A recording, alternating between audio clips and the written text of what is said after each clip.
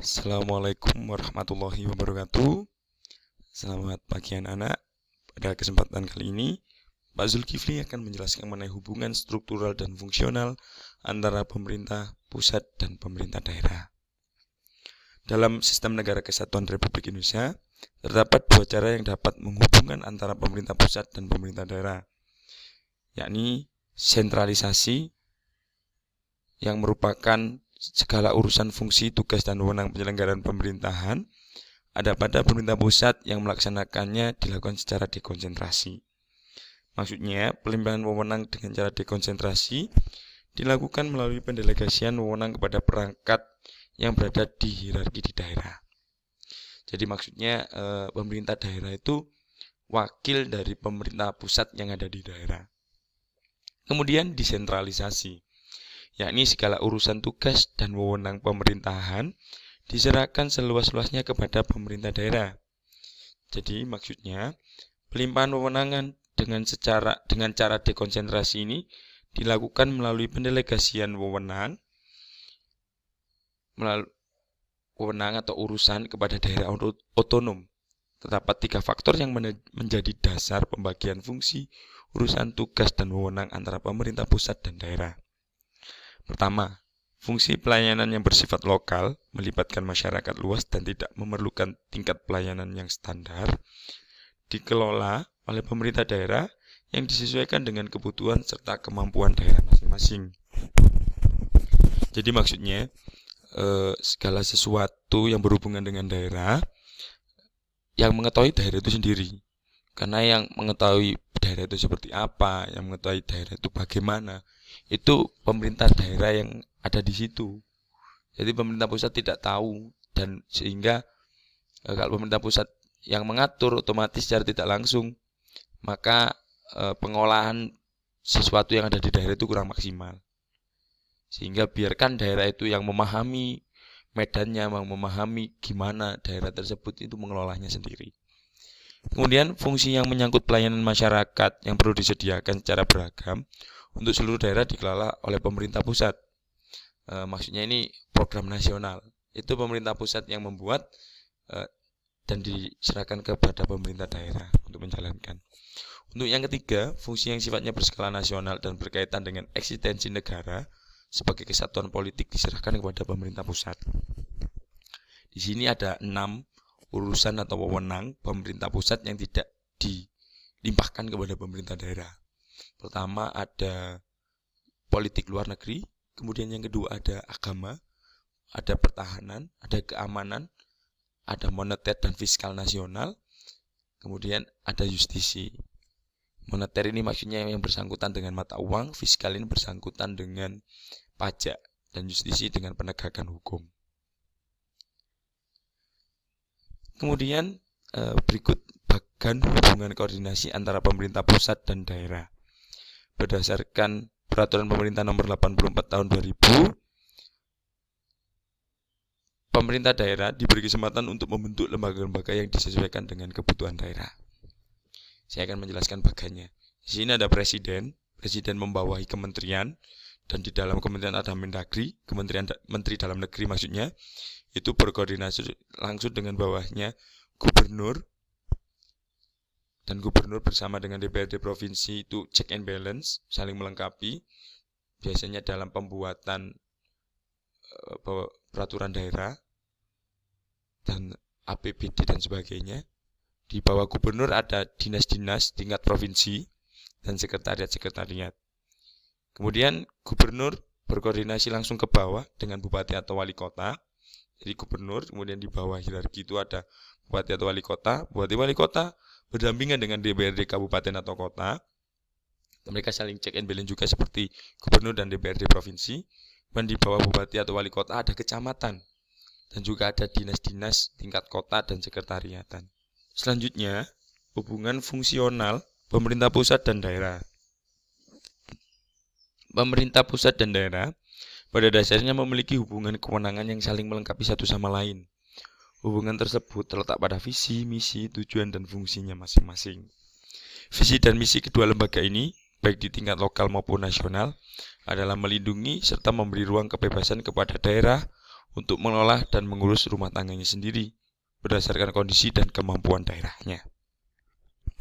Adapun tujuan dari pemerintah pusat dan daerah adalah melayani masyarakat secara adil dan merata dalam berbagai aspek kehidupan.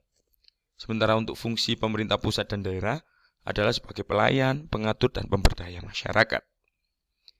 Hubungan wewenang antara pemerintah pusat dan daerah, baik antara pusat dan daerah provinsi, kabupaten, atau kota, atau antar provinsi dan kabupaten atau kota, diatur dengan undang-undang dengan memperhatikan kekhususan dan keragaman daerah. Sehingga ada yang namanya daerah khusus atau daerah otonomi khusus. Kemudian hubungan keuangan, pelayanan umum, serta pemanfaatan sumber daya alam dan sumber daya lainnya antara pemerintah pusat dan daerah diatur serta dilaksanakan secara adil dan selaras berdasarkan undang-undang. Penyelenggaraan urusan pemerintah dibagi berdasarkan kriteria eksternalitas, akuntabilitas, dan efisiensi dengan memperhatikan keserasian hubungan antar susun pemerintah. Secara umum, kewenangan pemerintah daerah mencakup semua urusan dalam bidang pemerintahan, kecuali urusan yang meliputi kewenangan pemerintah pusat. Urusan-urusan yang dimaksud itu ada 6. Urusan pemerintah pusat yang tidak diberikan atau yang tidak dibagi kepada pemerintah daerah, yang tidak diberikan pada pemerintah daerah, yaitu ada 6. Pertama ada politik luar negeri, ada agama, ada pertahanan, ada keamanan, ada moneter atau mengenai mata uang, ini bergabung dengan fiskal nasional atau pajak nasional, dan yang terakhir yaitu justisi tentang penegakan hukum.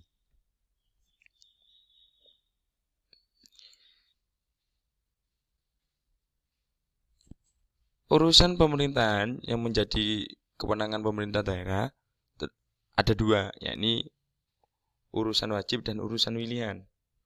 Untuk urusan wajib pemerintah daerah terdapat pada pasal 13 Undang-Undang Nomor 32 Tahun 2004.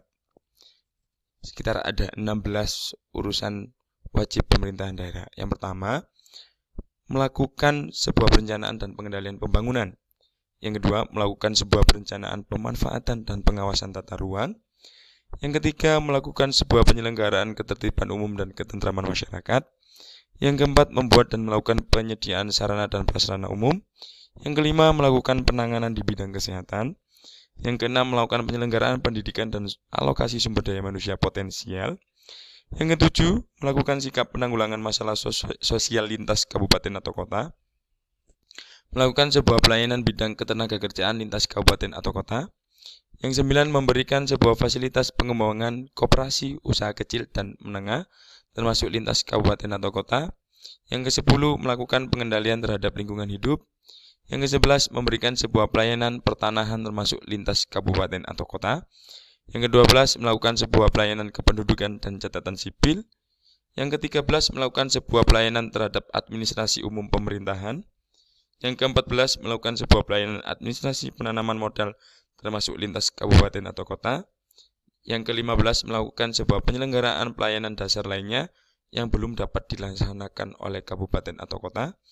Dan yang terakhir, melakukan segala macam urusan wajib lainnya yang diamanatkan oleh peraturan perundang-undangan. Untuk urusan pemerintahan yang daerah yang bersifat pilihan, meliputi urusan pemerintahan yang secara nyata ada dan berpotensi untuk meningkatkan kesejahteraan masyarakat sesuai dengan kondisi kekhasan dan potensi unggulan daerah yang bersangkutan. Jadi intinya untuk urusan pilihan ini, urusan pemerintah daerah untuk mengelola, mengatur, dan mengembangkan daerahnya sesuai dengan potensi yang ada di daerahnya. Seperti itu.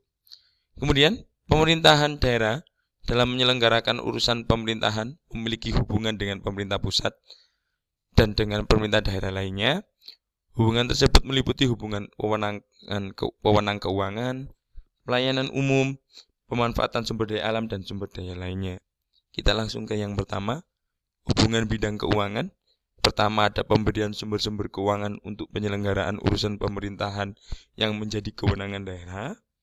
Yang kedua, pengalokasian dana perimbangan kepada pemerintah daerah.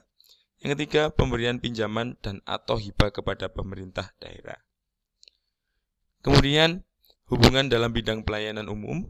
Pertama, ada kewenangan, tanggung jawab, dan penentuan standar pelayanan minimal. Kedua, pengalokasian pendanaan pelayanan umum yang menjadi kewenangan daerah. Yang ketiga, memfasilitasi pelaksanaan kerjasama antar pemerintah daerah dalam penyelenggaraan pelayanan umum. Kemudian yang terakhir, ada hubungan dalam bidang pemanfaatan sumber daya alam dan sumber daya lainnya. Pertama, ada kewenangan, tanggung jawab, pemanfaatan, pemeliharaan, pengendalian dampak, budidaya, dan pelestarian. Yang kedua, bagi hasil atas pemanfaatan sumber daya alam dan sumber daya lainnya. Yang ketiga, penyerasian lingkungan dan tata ruang serta rehabilitasi lahan. Yang keempat, daerah yang memiliki wilayah laut diberikan kewenangan untuk mengelola sumber daya di wilayah laut. Demikian yang dapat saya sampaikan. Apabila ada tutur kata yang kurang berkenan, saya mohon maaf. Wassalamualaikum warahmatullahi wabarakatuh.